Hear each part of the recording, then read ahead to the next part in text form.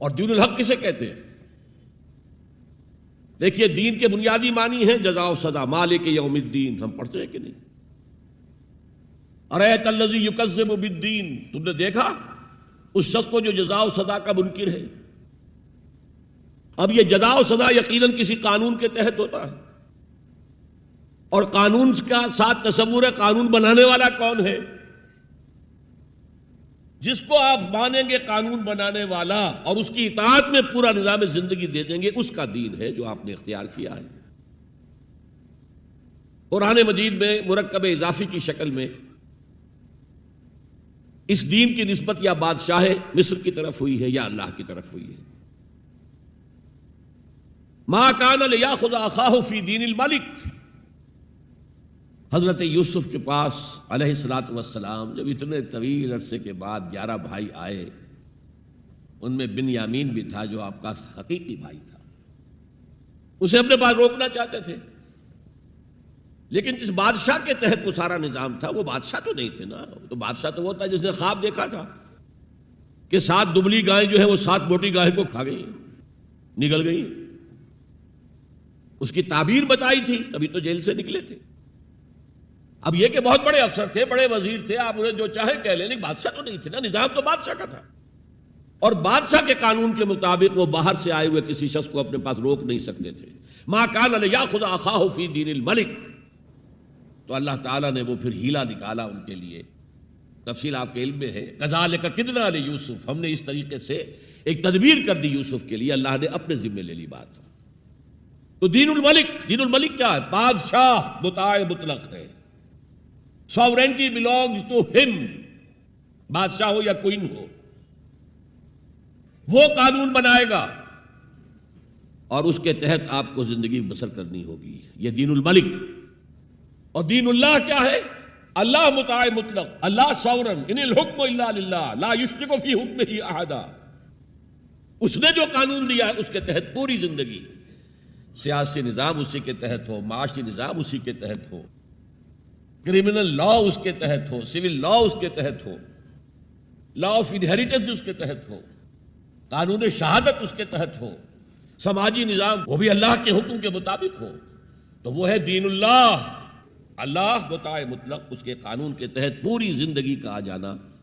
اذا جاء نصر اللہ والفتح ورأیت الناس يدخلون فی دین اللہ افواجا، جب اللہ کی مدد آ گئی اور فتح آ گئی، اور اے نبی آپ نے دیکھا کہ اب لوگ جوق در جوق آ رہے ہیں، فوج در فوج آ رہے ہیں، گروہ در گروہ آ رہے ہیں، قبیلوں کے وفد پر وفد چلے آ رہے ہیں اسلام لانے کے لیے، تو یہ کیفیت کیا تھی؟ دین اللہ میں داخل ہونے کا ان کا فیصلہ۔ اب ذرا سی ٹیڑھی بات آ رہی ہے، پوری دنیا میں دین جمہور، sovereignty of the people, not of God، sovereignty of the people، ہمارے نمائندے ہیں، ہم ووٹ دیں گے انہیں، وہ جائیں گے اسمبلی میں جو چاہیں گے قانون بنائیں گے۔ وہ مرد کی مرد کے ساتھ شادی کو اگر رجسٹر کرنا چاہیں، اجازت دینا چاہیں، لائسنس ایشو کر دیں گے، ایک مرد شوہر ہوگا، ایک دوسرا مرد بیوی ہوگا، legally they will be wife and husband۔ لیسبینز ہیں، عورتیں ہیں، آپس میں شادی کرنا چاہتی ہیں تو عورتیں ٹھیک ہے، لو بھائی کر دو، جاؤ۔ ہومو سیکسولیٹی جائز ہے بالکل، بلکہ اب تو اسے کہا جا رہا ہے کہ یہ نارمل انکلینیشن مانی جانی چاہیے، ہومو سیکسولیٹی، ہم جنس پرستی، اسے کوئی برا نام دینا ہی نہیں چاہیے، اٹس اے نارمل ایٹیٹیوڈ۔ یہ ہے اس سوشل انجینئرنگ پروگرام کا معاملہ کہ جو ابھی چند سال پہلے جو یونائٹڈ نیشنز آرگنائزیشن کی جنرل اسمبلی نے جو سوشل انجینئرنگ پروگرام بنایا ہے نوع انسانی کے لیے، اس میں تو کیا مقصد تھا حضور کا؟ کہ آپ کو دی گئی کتاب نمبر 1 الہدا، اور نمبر 2 دین حق، تاکہ دین کو غالب کرے۔ ایک پیارا سا خیال آیا ذہن میں، دیکھیے یہ آپ کا عام محاورہ ہے، ایک میان میں 2 تلواریں نہیں سما سکتی، ایک جگہ 2 دین نہیں ہو سکتے، مذہب 100 بھی ہو سکتے ہیں ایک جگہ پر، اس لیے کہ مذہب کو عام دنیا کیا مانتی ہے کہ مذہب کا تعلق صرف 3 چیزوں سے، کچھ عقائد ہوں گے، ایک خدا کو ماننے والے، 100 خداؤں کو ماننے والے، کسی کو نہ ماننے والے، کچھ عبادات کی رسومات ہوں گی، نماز ہے، روزہ ہے، یا پوجا پاٹ ہے، یا گرو گرنتھ سنگھ کا وہ اکھنڈ پاٹ، یعنی پورا اس کی تلاوت مکمل، کوئی وقفہ ڈالے بغیر، جو چاہو کرو۔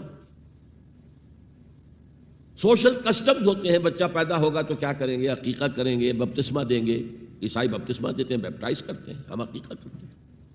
پیدا ہوتے ہی دائیں کان میں اذان، بائیں میں اقامت کہتے ہیں۔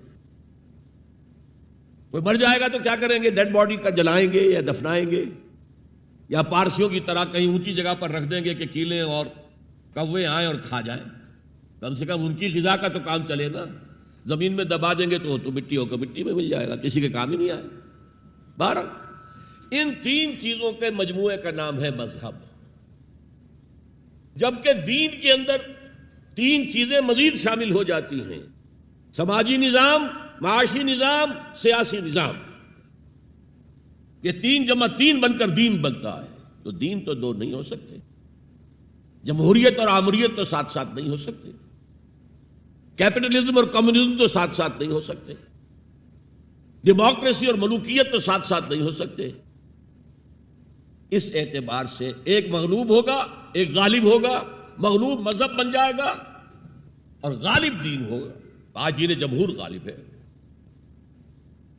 اور جو اقبال کا شعر ہے بڑا پیارا: بندگی میں گھٹ کے رہ جاتی ہے ایک جوئے کباب، اور آزادی میں بہرے بے کراں ہے زندگی۔ اگر دین آزاد ہے، غالب ہے، چھایا ہوا ہے تو وہ ہے اصل دین، ورنہ وہ سکڑ کر مذہب بن جائے گا۔ ہم 60 سال پہلے دین انگریز پر تھے نا۔ حاکم کون تھا؟ کوئی بادشاہ کو ملکہ بیٹھا ہوا یا بیٹھی ہوئی ہے انگلستان میں، وائس رائے یہاں ایک ہوتا تھا اس کا، لیکن وہ حاکم نہیں تھا، ساورن نہیں تھا۔ ساورنٹی ان کی تھی،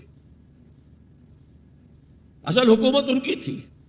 ہز میجسٹیز گورنمنٹ یا ہر میجسٹیز گورنمنٹ، ان کی تھی حکومت۔ تو اس اعتبار سے دین کو غالب کرنا یہ بہت جان جوکھوں کا کام تھا، یہ نوٹ کر لیجئے آپ۔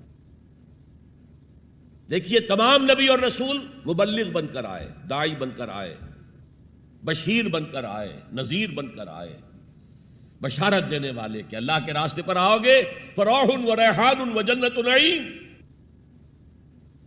اور اگر انذار کرنے والے نذیر بن کر آئے، اگر غلط راستے پر جاؤ گے تو جہنم ہے۔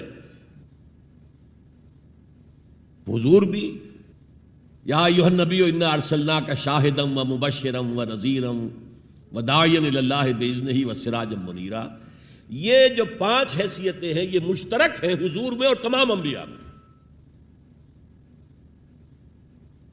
اگرچہ ہر حیثیت میں حضور کی اپنی شان ہے جس میں کوئی دوسرا نبی ان کے قریب نہیں آ سکے گا، لیکن نوٹ کیجئے یہ آیت جو میں اس وقت آپ کے سامنے رکھ رہا ہوں، جس کے لیے نصرت مطلوب تھی، آؤ میرا ہاتھ بٹاؤ، یہ قرآن میں 3 دفعہ آئی ہے محمد الرسول اللہ کے لیے، اور کسی کے لیے نہیں آئی۔